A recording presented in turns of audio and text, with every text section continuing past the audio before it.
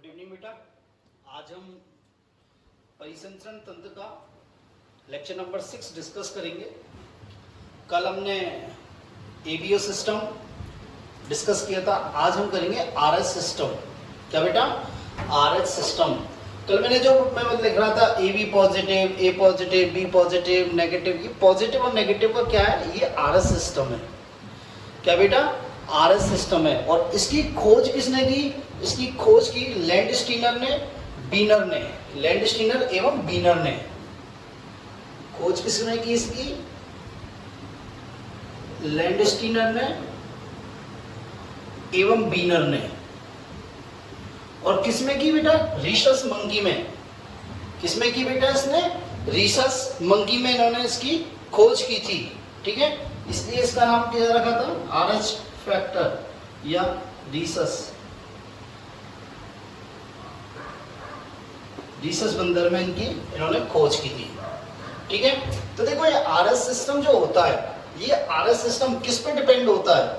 ये RS system क्या होता है? आरबीसी की सतह पर एक एंटीबॉडीज पाई जाती है।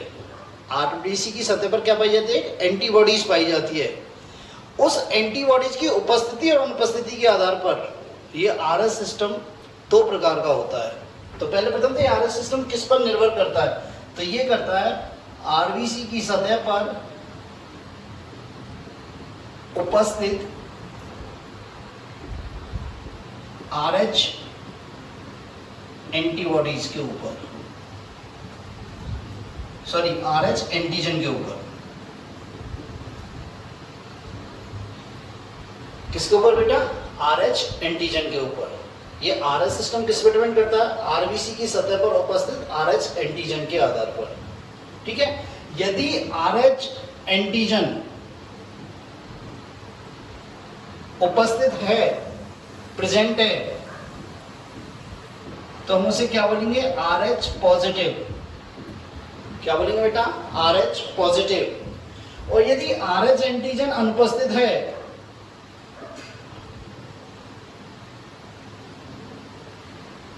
तो इसे क्या बोलेंगे हम? RH negative. ठीक है बेटा, क्या बोलेंगे? RH negative.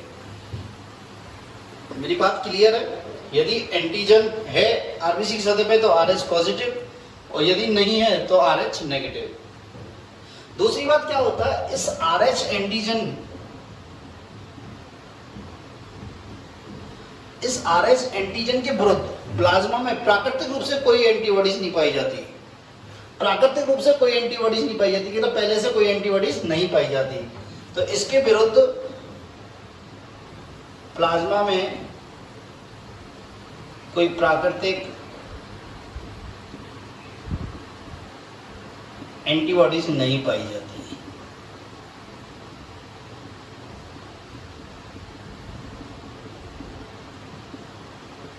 कोई एंटीबॉडीज नहीं पाई जाती। तो आरएस सिस्टम खोज किसने की? लैंडस्टीनर और बीनर ने। किसमें? रीसस मंकी में की। किसमें की बेटा? रीसस मंकी में। ठीक है, यह तंत्र आरबीसी पर आरएच एंटीजन की उपस्थिति एवं अनुपस्थिति पर आधारित है। यदि आरएच एंटीजन प्रेजेंट है तो उसे क्या बोलेंगे? RH positive. और यदि आरएच एंटीजन अनुपस्थित है तो उसे क्या बोलेंगे? RH negative. ठीक है, और आरएच एंटीजन के विरुद्ध प्लाज्मा में प्राकृतिक रूप से कोई एंटीबॉडीज नहीं पाई जाती। ठीक है, अब मेरी बात सुनो। इस आरएच सिस्टम होता है, इसको आरएच फैक्टर भी बोलते हैं। क्या बोलते हैं? RH factor. ठीक है, अब देखो बेटा, यदि किसी आरएच नेगेटिव पर्सन को, कोई आरएच नेगेटिव वाला आदमी है, आरएच नेगेटिव वाला आदमी है, यदि इसको लगातार कई बार लगातार आरएच पॉजिटिव ब्लड दिया जाए, इस आरएच नेगेटिव वाले मनुष्य को यदि लगातार बार बार में आरएच पॉजिटिव रक्त दिया जाए तो इसके ब्लड में क्या होगी? इसके ब्लड में एंटी आरएच एंटीबॉडीज उत्पन्न हो जाएंगी। कब हो जाएंगी? यदि कोई आरएच नेगेटिव वाला इंसान है और उसको लगातार कई बार हमने आरएच पॉजिटिव ब्लड दे दिया, 3 बार दे दिया, 2 बार दे दिया, तो इसके शरीर में, इसके ब्लड में क्या होंगी, एंटी आरएस एंटीबॉडीज उत्पन्न हो जाएंगी, एंटी आरएस एंटीबॉडीज उत्पन्न हो जाएंगी। ठीक है, नेक्स्ट देखो, एक्चुअली इस आरएच फैक्टर की असंगतता के कारण, इस आरएच फैक्टर की असंगतता के कारण एक रोग होता है, भ्रूणीय अवस्था में एक रोग होता है जिसे क्या बोलते हैं, एरिथ्रोब्लास्ट फेटालिस। क्या बोलते हैं बेटा, एरिथ्रोब्लास्ट फेटालिस। ये इंपॉर्टेंट है और इसे 2 मार्क्स में पूछ सकता है, एरिथ्रोब्लास्ट फेटालिस क्या है, और नाम भी एरिथ्रोब्लास्ट फेटालिस है। ठीक है, तो आरएच फैक्टर की असंगतता के कारण कौन सा रोग होता है, एरिथ्रोब्लास्ट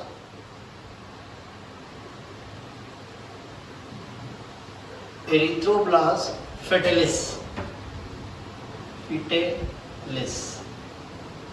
क्या होता है बेटा, एरिथ्रोब्लास्ट फेटालिस। देखो एरिथ्रोब्लास्ट फेटालिस का मतलब बताता हूं। एरिथ्रो मींस होती है आरबीसी, क्या होती है, आरबीसी। ब्लास्ट मींस होता है फटना, और फेटालिस भी था भ्रूणीय अवस्था में।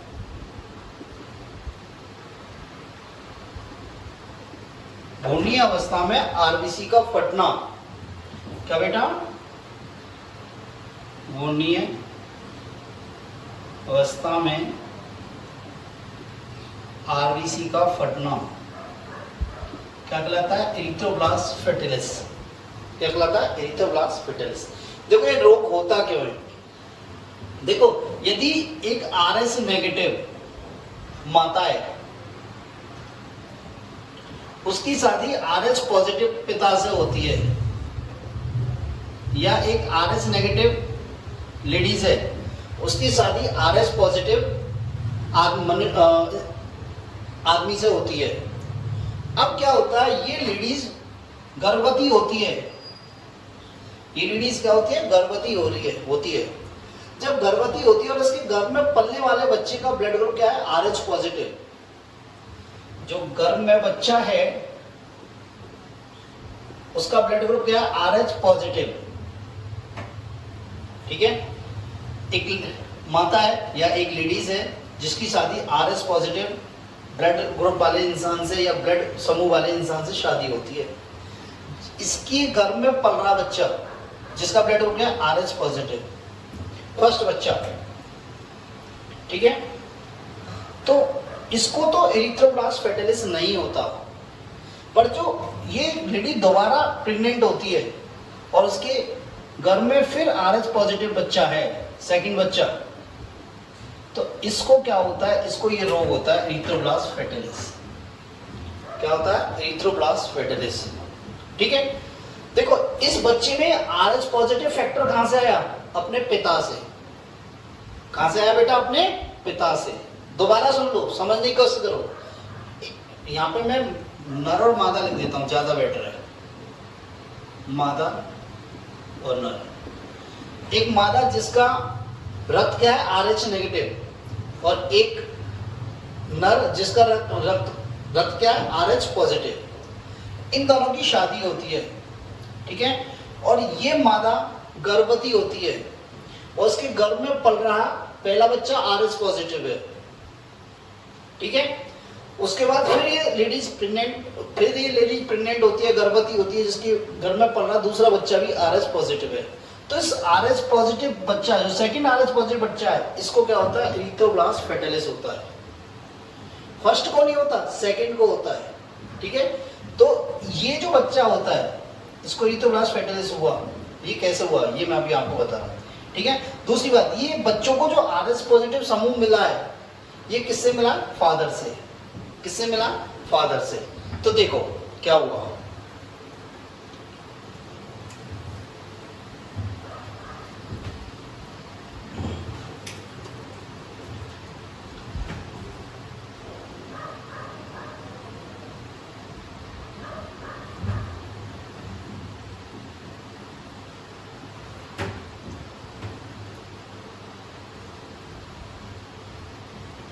देखो बेटा ये लेडी है, ठीक है, इसका ब्लड ग्रुप क्या है, आरएच नेगेटिव। अब इसके गर्भ में जो बच्चा पल रहा है, ये जो बच्चा है ये तो है माँ और ये है बच्चा जो अंदर है अभी गर्भावस्था में, इसका ब्लड ग्रुप है RH पॉजिटिव। क्या बेटा? RH positive. अब मैंने देखो एक लाइन बोली थी इरिथ्रोब्लास्ट फेटालिस पढ़ाने चालू करने से पहले कि यदि RH नेगेटिव इंसान को यदि लगातार RH पॉजिटिव ब्लड दिया जाए, 2 बार 3 बार यदि RH पॉजिटिव ब्लड दिया जाए तो उसके ब्लड में क्या उत्पन्न हो जाती है? Anti RH antibodies. क्या उत्पन्न हो जाती है बेटा? Anti RH antibodies. अब देखो इस बच्चे का ब्लड, कुछ ब्लड माता के ब्लड में आ जाता है, इस बच्चे का कुछ ब्लड माता के ब्लड में आ जाता है। बात समझ में आई? कब आ जाता है? देखो जब इसकी डिलीवरी होती है, जब ये बच्चे का प्रसव होता है, ठीक है, तो जब प्लेसेंटा ब्रेक होता है, इसका अपरा जब टूटता है, ठीक है, तो क्या होता है? इस बच्चे का कुछ रक्त इस मादा के शरीर में आ जाता है। एक तो जब एक नॉर्मली बहुत सारे प्रोसेस ऐसे होते हैं उनके द्वारा भी थोड़ा बहुत ब्लड इस बच्चे का कहाँ जाता है? माता के ब्लड में आ जाता है।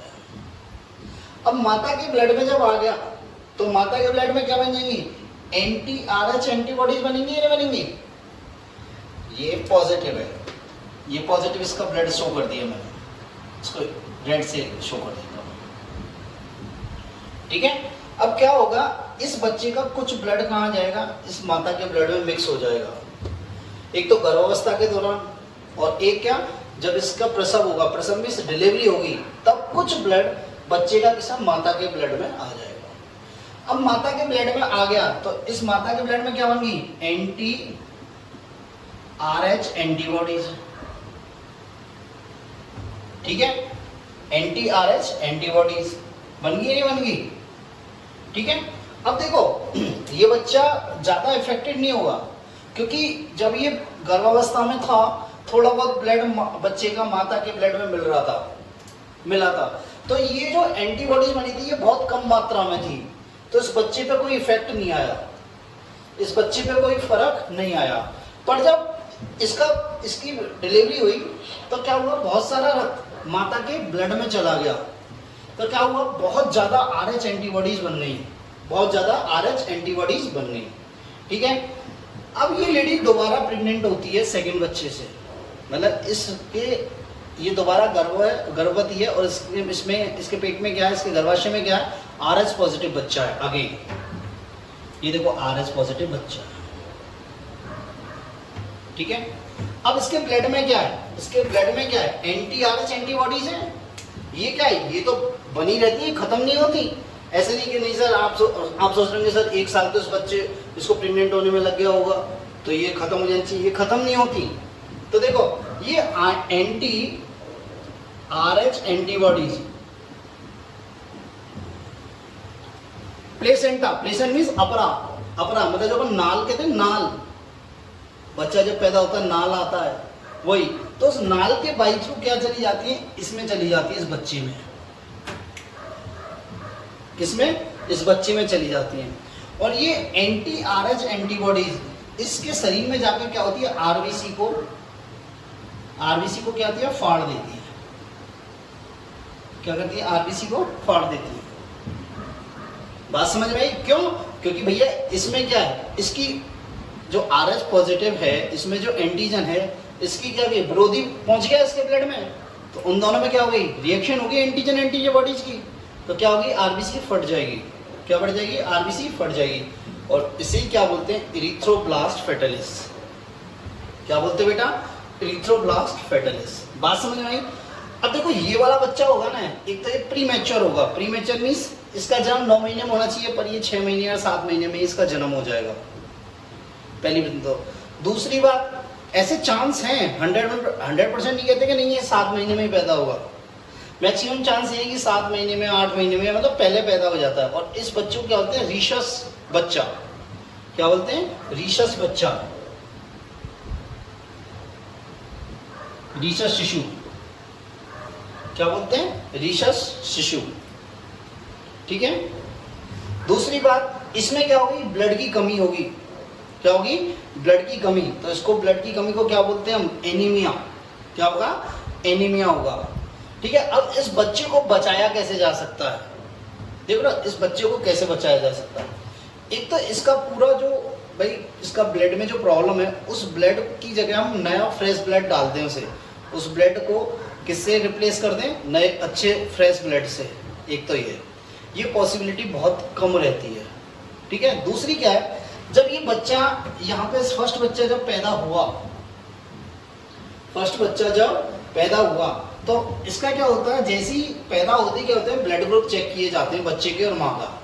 यदि बच्चा RH पॉजिटिव है और माँ RH नेगेटिव है, तो ऐसी कंडीशन में 72 घंटे के अंदर क्या 72 घंटे के अंदर क्या होता है, RH एंटीबॉडीज का एक इंजेक्शन लगा देते हैं।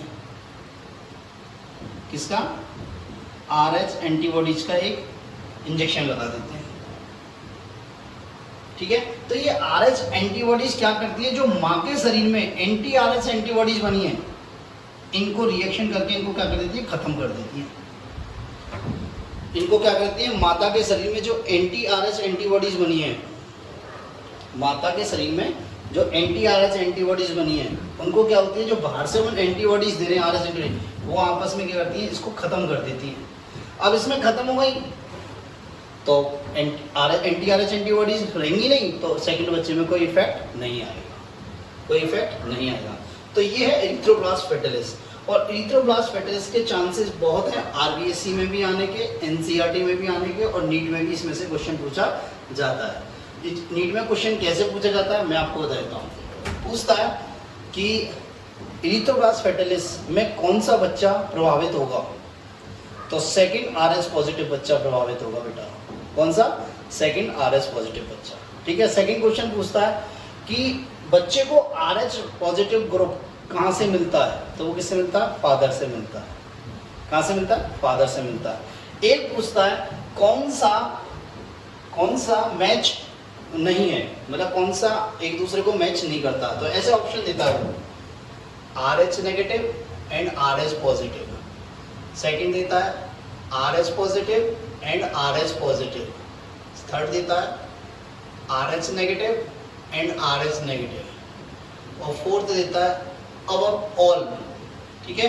तो देखो इसमें प्रॉब्लम कहाँ हो रही है, जब RH पॉजिटिव और RH नेगेटिव की शादी हो रही है, तो ये क्या बिल्कुल अलग है, ये इनमें क्या करता है, सुमिलित नहीं होता। क्या होता है, सुमिलित नहीं होता। तो मेरी बात समझ आई, ये हो गया आपका RH फैक्टर। क्या हो गया, RH फैक्टर या RH सिस्टम, ठीक है। नेक्स्ट आता है बेटा आपका रुधिर का थक्का बनना या रुधिर स्कंदन। क्या, रुधिर स्कंदन, ब्लड क्लॉटिंग या ब्लड कोएगुलेशन। क्या बेटा, ब्लड क्लॉटिंग और या कोएगुलेशन। देखो बेटा ब्लड क्लॉटिंग और कोएगुलेशन क्या होता है, देखो बेटा क्या होता है, जब हमारे चोट लगती है, जब हमारे क्या होती है, चोट लगती है, तो चोट लगती है तो क्या होता है, जैसे ये हमारा चोट लगी, तो चोट लगने के बाद क्या होता है, दो चीजें क्षतिग्रस्त होती है। एक तो टिश्यू क्षतिग्रस्त होते हैं, ऊतक, और एक क्षतिग्रस्त होती है हमारी क्या, रक्त वाहिनियां। क्या बेटा, रक्त वाहिनियां। और जब ये रक्त वाहिनियां क्षतिग्रस्त होती हैं, ये रक्त वाहिनियां क्या होती है, क्षतिग्रस्त होती है, तो रक्त बाहर निकलता है, रक्त का स्राव होता है, रक्त शरीर से बाहर निकलता है। तो होता क्या, जो रक्त के अवयव हैं, जैसे ये रक्त वाहिनी है, मान लो आप ये मान लो ये रक्त वाहिनी है, ये ब्लू कलर में जो दिखाई है रक्त वाहिनी है, और ये कट गई, ठीक है, तो इससे रक्त बाहर आ रहा है, तो क्या होगा, जो रक्त के अवयव हैं वो क्या करते हैं, जेल जैसा पदार्थ बना लेते हैं। क्या बना लेते हैं, जेल जैसा पदार्थ बना लेते हैं, जिसे क्या बोलते हैं, थक्का। क्या बोलते हैं बेटा, थक्का। क्या बना लेते हैं, थक्का। तो ये क्या है, हमारे शरीर की सुरक्षात्मक प्रणाली है, ये हमारे शरीर की क्या है, सुरक्षात्मक प्रणाली है। देखो कैसे सुरक्षात्मक प्रणाली है, देखो एक तो क्या हो रहा है, एक तो हमारे शरीर में रुधिर जो बह रहा है, उस मतलब रुधिर लॉस बच रहा है, मतलब रुधिर का लॉस नहीं हो रहा, ऐसा नहीं है रुधिर बह के जा रहा है, रुधिर का बहना बंद हो गया, मतलब शरीर में रुधिर का संरक्षण हो रहा है, ऐसा नहीं कि लॉस हो रहा है। दूसरा बात क्या, जब ये यहाँ से ब्लॉक हो गई तो इनमें क्या है, रोग कारक अंदर प्रवेश नहीं कर सकते, रोग कारक क्या कर नहीं कर सकते, अंदर प्रवेश नहीं कर सकते। तो ये क्या होता है, ये रुधिर का थक्का जो होता है, ये क्या होती है, हमारी प्रोटेक्टिव मैकेनिज्म कहलाती है। क्या कहलाती है, प्रोटेक्टिव मैकेनिज्म कहलाती है, ठीक है। तो रुधिर के थक्का बनने की प्रोसेस को हम 3 भागों में डिवाइड करते हैं, ठीक है। तो देखें क्या होता है, पहला आता है थ्रोम्बोप्लास्टिन का स्राव या थ्रोम्बोप्लास्टिन का बनना। पहला क्या था, थ्रोम्बोप्लास्टिन का बनना या थ्रोम्बोप्लास्टिन का स्राव। तो पहला लिखते हैं थ्रोम्बोप्लास्टिन का स्राव।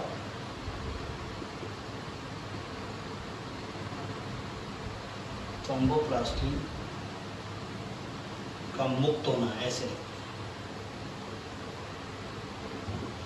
ये पहला प्रोसेस। देखो बेटा इसमें क्या होता है, इसमें क्या होता है, जब हमारे चोट लगती है तो 2 चीज़, ऊतक क्षतिग्रस्त होते हैं और रक्त वाहिनियाँ क्षतिग्रस्त होती हैं।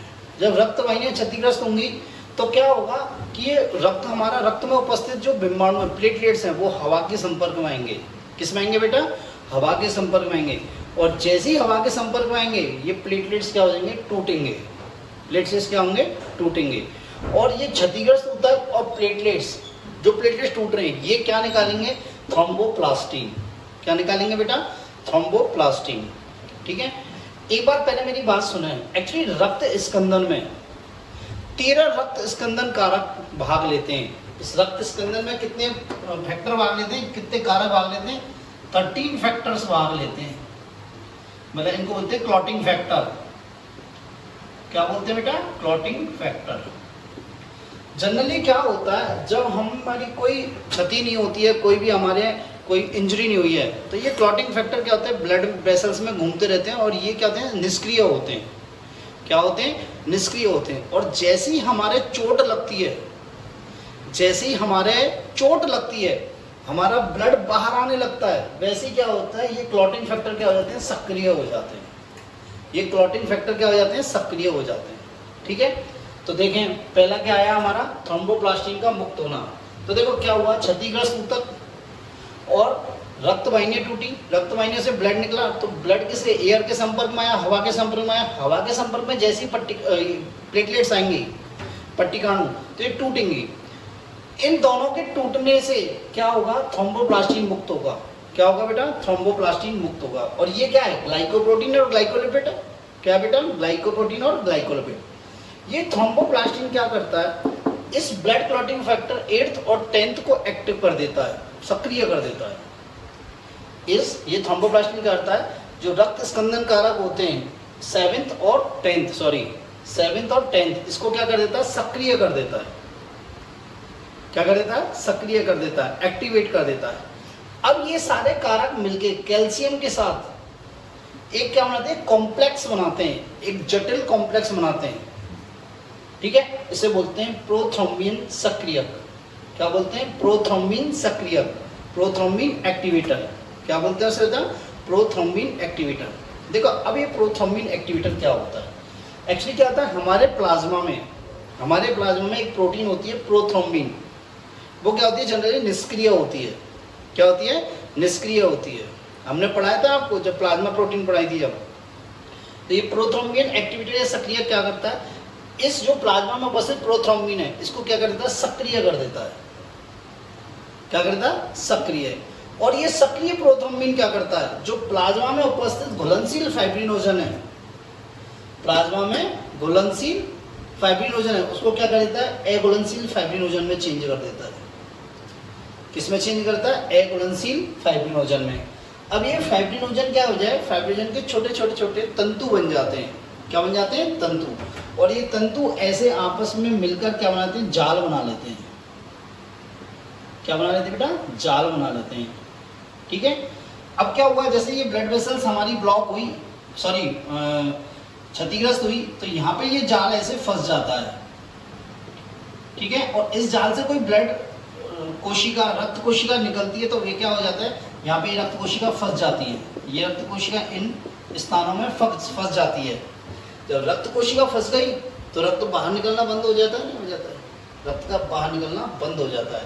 तो ये जो फॉर्मेशन हुआ है इसको ही क्या बोलते हैं, थक्का। क्या बोलते हैं, थक्का, ठीक है। एक बार दोबारा सुनिए, रुधिर का थक्का होना या रुधिर स्कंदन, ठीक है। होता क्या है, जब हमारे शरीर में चोट लगती है, हमारे शरीर में चोट लगती है, तो क्या होता है, हमारे ऊतक क्षतिग्रस्त होते हैं। क्या होते हैं, हमारे ऊतक क्षतिग्रस्त होते हैं और रक्त वाहिनियां क्षतिग्रस्त होती हैं। तो क्या होता है, जो हमारे रक्त के अवयव हैं वो क्या करते हैं, इन क्षतिग्रस्त रक्त वाहिनियों में क्या बना लेते हैं, एक जेल जैसा पदार्थ बना लेते हैं। क्या बना लेते हैं, जेल जैसा पदार्थ बना लेते हैं, और उस जेल जैसे पदार्थ को क्या बोलते हैं, थक्का। अब क्या होता है, जब थक्का बन जाएगा तो रक्त का बहना बंद हो जाएगा, रक्त का बहना बंद हो जाएगा। अब देखो, ये हमारे लिए बहुत अच्छी प्रणाली है, इंपॉर्टेंट प्रणाली है, मतलब प्रोटेक्टिव मैकेनिज्म है, सुरक्षा की प्रणाली है। क्यों? क्योंकि हमारे ब्लड का लॉस नहीं हो रहा है, ब्लड का लॉस नहीं, ऐसा नहीं कि हमारा ब्लड बह के ही चला गया, थोड़ी सी इंजरी हुई और ब्लड बह के चला गया। ठीक है। और दूसरी बात क्या है भाई, जैसे मान लो ब्लड वेसल्स टूटी है तो उसमें रोगाणु प्रवेश कर सकते हैं, तो क्या करेगा, ये जो क्लॉट बन गया ये रोगाणु को अंदर प्रवेश नहीं करने देगा। ठीक है। नेक्स्ट थिंग, दूसरी बात होती क्या बेटा, ये जो इस ब्लड क्लॉटिंग में, रक्त का थक्का बनने में 13 फैक्टर भाग लेते हैं, 13 रक्त स्कंदन कारक भाग लेते हैं। बात समझ में आई? और ये 13 रक्त स्कंदन कारक क्या होते हैं, जब कोई इंजरी नहीं है, नॉर्मल कंडीशन, सामान्य अवस्था में क्या होते हैं, निष्क्रिय होते हैं, ब्लड में घूमते रहते हैं, निष्क्रिय होते हैं। और जैसे ही हमारे इंजरी होती है, मतलब जैसे ही हमारे चोट लगती है, ब्लड बाहर आता है, ऐसे ये सक्रिय हो जाते हैं। ठीक है। एक दूसरा ये क्लॉटिंग फैक्टर होते हैं ना, इनको ऐसी अल्फा ऐसी लिखते हैं। ठीक है, इस प्रकार में लिखते हैं 1 2 3 ऐसे में लिखते हैं। ठीक है। नेक्स्ट देखो, इस ब्लड क्लॉटिंग को 3 भागों में बांटा गया है। ठीक है। पहला क्या है, थ्रोम्बोप्लास्टिन का मुक्त होना, नेक्स्ट प्रोथ्रोम्बिन का थ्रोम्बिन में चेंज, और थर्ड घुलनशील फाइब्रिनोजन का एगुलेंशियल फाइब्रिनोजन में चेंज। बात समझ में आई? तो देखते हैं थ्रोम्बोप्लास्टिन का मुक्त होना कैसे, क्षतिग्रस्त ऊतक, और जैसे ही रक्त एयर के संपर्क में आएगा, हवा के संपर्क में आएगा, तो प्लेटलेट्स टूटेंगी तो क्या होगा, थ्रोम्बोप्लास्टिन निकलेगा। थ्रोम्बोप्लास्टिन क्या है, ग्लाइकोप्रोटीन और ग्लाइकोलिपिड। ठीक है। ये क्या करेगा, इन फैक्टर 7th और 10th को क्या कर देगा, एक्टिव कर देगा। तो ये आपस में मिलकर क्या बनाएंगे, प्रोथ्रोम्बिन सक्रियक, इसको बोलते हैं प्रोथ्रोम्बिन एक्टिवेटर। ये प्रोथ्रोम्बिन एक्टिवेटर क्या करेगा, जो प्लाज्मा में उपस्थित प्रोथ्रोम्बिन प्रोटीन है उस निष्क्रिय को क्या कर देगा, सक्रिय कर देगा। तो ये क्या हो गया, सेकंड प्रोसेस। क्या हो गया, सेकंड प्रोसेस। ठीक है। ये थ्रोम्बिन सक्रिय क्या करेगा बेटा, ये क्या करेगा, घुलनशील फाइब्रिनोजन को किसमें बदल देगा, एगुलेंशियल फाइब्रिनोजन में बदल देगा। जिससे क्या बनेगा, छोटे छोटे तंतु बनेंगे, फाइब्रिन के क्या बनेंगे, तंतु बनेंगे, और यहाँ पर में गुथ कर क्या बनाएंगे, जाल बनाएंगे। ठीक है। और जाल में क्या होंगी, रक्त कोशिकाएं फंस जाएंगी, और रक्त का थक्का बन जाएगा। ठीक है बेटा। तो ये है आपकी रुधिर स्कंदन की क्रियाविधि। यहाँ पे आपका ब्लड खत्म होता है, नेक्स्ट आते हैं आपके ब्लड वेसल्स, जो अपन नेक्स्ट लेक्चर में डिस्कस करेंगे।